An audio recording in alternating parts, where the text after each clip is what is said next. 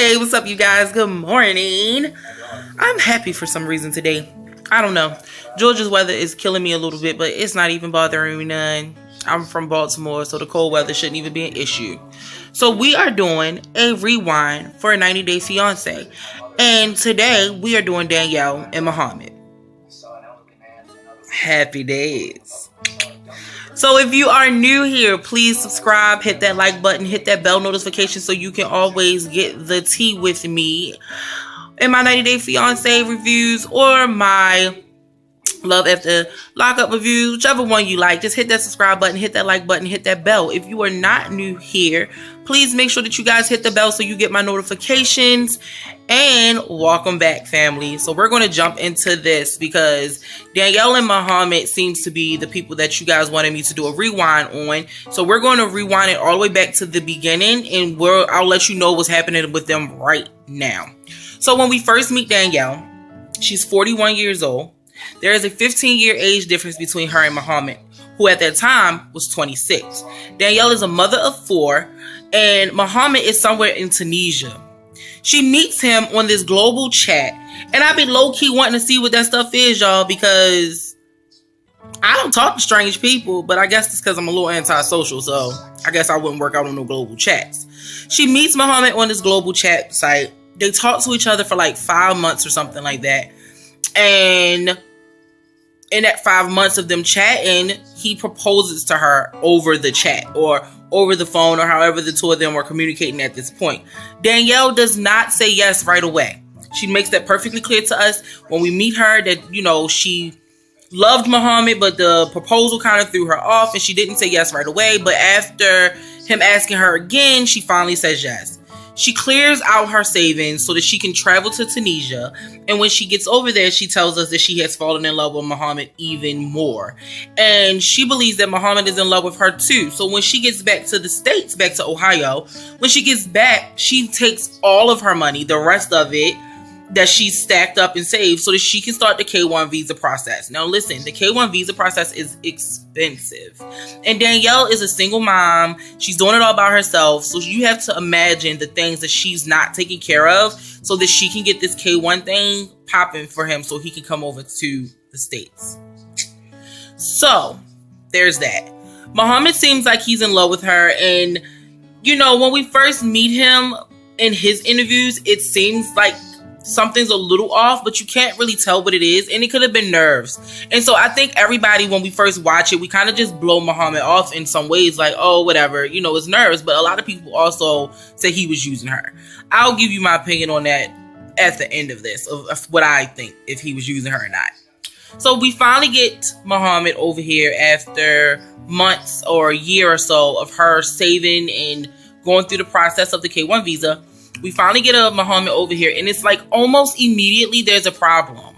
Like, Mohamed was not answering his phone or any of the messages, so she wasn't sure if Mohamed had even made it onto the plane. So it's like from the moment that we had to go see her pick Mohamed up, there was a little bit of an issue.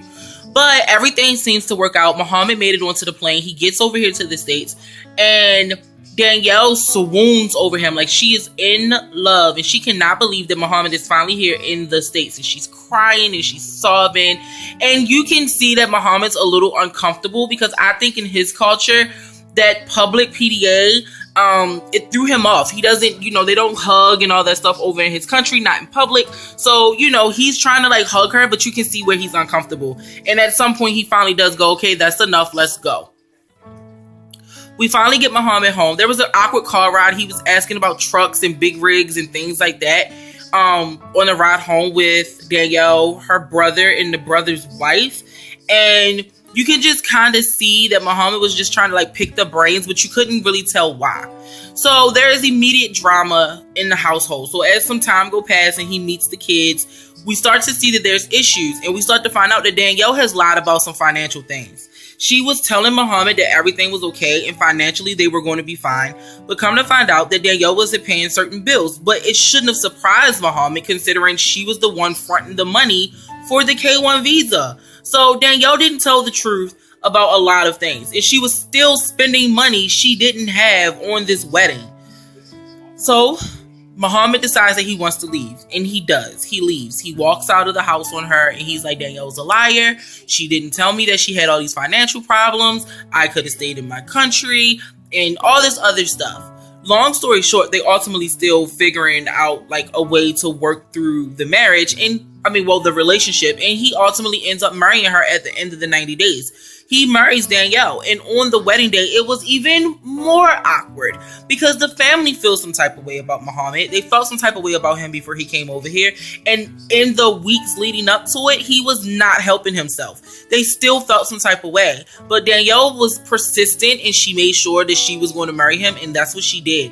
And on the day of the wedding, Mohamed said, I can't kiss her because in my culture, that is not acceptable. Not right now, not today. I can't do it.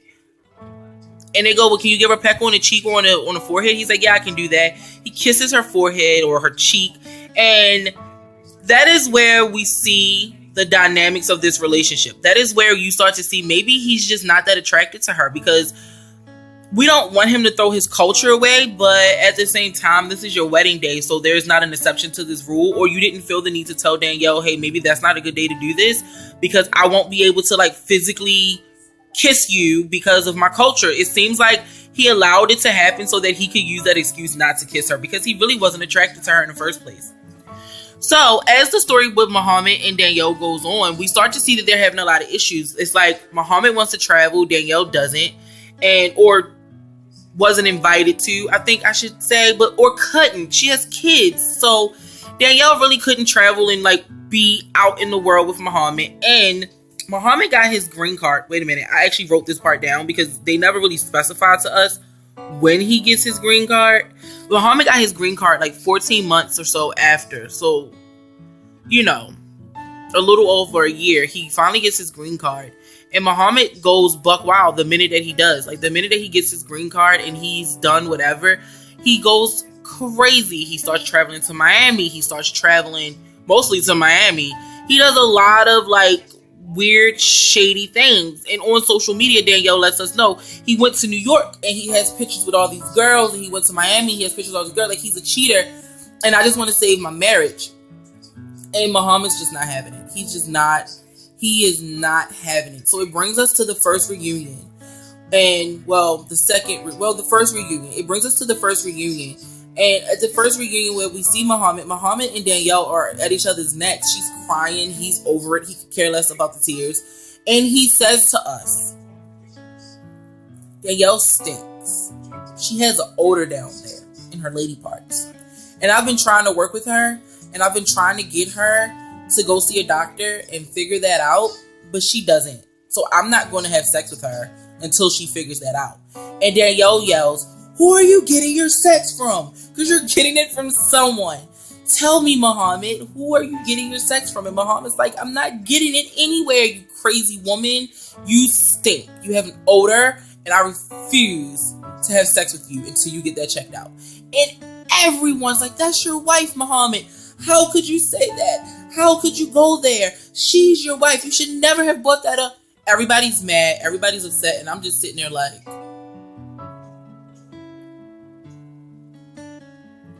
this is a tell-all. So he telling all.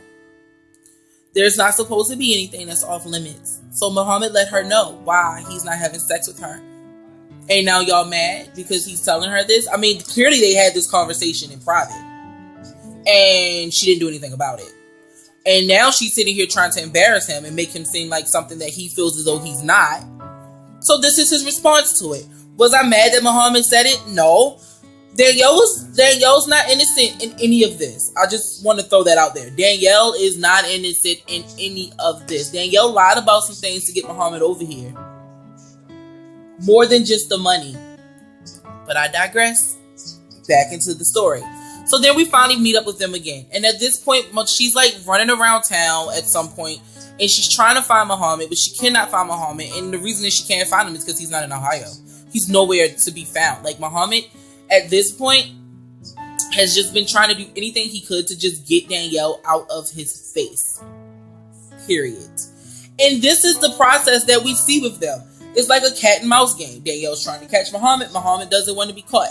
Danielle's trying to get Mohamed to come home and fix it, and he doesn't want to fix it. He just wants to be free. He has his goddamn green card and he just wants to be free. And that's where my opinion of Mohamed kind of switches. Because at first, I felt like Danielle should have been upfront and honest about everything. While he shouldn't have been surprised that there were money issues, she should not have continued to allow him to believe that financially speaking, everything was going to be okay, because he has to depend on her until he gets his green card and can work. But now at this point, Mohamed ducking and dodging and not trying to work out his marriage makes you go, I wonder if he really did come over here for a green card. And my answers get, like, my questions get answered when I find out that Mohamed is in Miami with another woman. Damn it, Mohamed. Listen, if you're not happy, cool. Not mad at that. But you should express that in a way that does not equal you running away. Mohamed ran away, and that changed my opinion of him, and he used her for a damn green card, and now we get to see how it plays out. So Mohamed is clearly dating other women. We never catch him on film kissing or holding hands or anything like that, but that was good for him because Danielle decides she wants an annulment. You don't want to figure, like, she tells him, I want to do an annulment. He comes back to Ohio, he talks Danielle out of the annulment, and he talks her into just doing a divorce. Because if she was granted that annulment, he had to go back to Tunisia. And the way that he manipulated Danielle at that point was, well, I'll still be your friend. I don't want to be with you anymore, but I'll still be your friend. And Danielle takes that as, we'll be able to communicate and talk and figure some things out. And she grants him the divorce. She's like, yeah, we're going to file for this divorce. There's no problem. He disappears again. She shows up in Miami. She has all this paperwork, all this proof that she says that she's like collected over the years, and all these notes and pictures and things to prove that Mohamed was a fraud and an adulterer. And those things alone can get you the annulment that she was looking for and get him out of the country. He doesn't care. He's like, Danielle, get out of my face. I don't want to deal with this right now. She slaps him aside the back of the head with the damn folder. And he calls the cops on her and gets her arrested. Well, almost gets her arrested. And she just cannot believe that he's done this. Like, even just as a friend, she can't believe it. And I'm just going, Danielle, you freaking hit him. You hit him. Like, what did you think was going to happen? Like, you thought you were going to be able to put your hands on somebody and nothing happened? Come on, Danielle, let's be real now. So we get to another part of the tell-all, and Mohamed is just like, he just kind of doesn't care about anything. And you see that he's like not really answering questions. Danielle's trying to get answers, and he's just like, whatever. And she has her little booklet of like all this stuff. She's like, I'm going to keep collecting information. I'm not going to do this. I'm not going to do that. You're getting out of here. You're going back to Tunisia. Cool. So now we come to the point where Mohamed and Danielle are back in Ohio. She's finally got him to come back, and he gets a lawyer who he doesn't listen to, which I think was stupid. And she gets a lawyer, and they show up for court, and Mohamed is so dramatic. Like, super dramatic. He got this selfie stick, and he's like walking around with the damn selfie stick. Like, this is for my protection. My name is Mohamed. I can't pronounce his last name, and I'm not going to butcher it. Today's date, and da-da-da-da. And I am recording this for my own protection, and whatever. And he just looked crazy. Because who was going to attack him in front of a courthouse? And Danielle and her friends like, he is insane. He has got to be joking.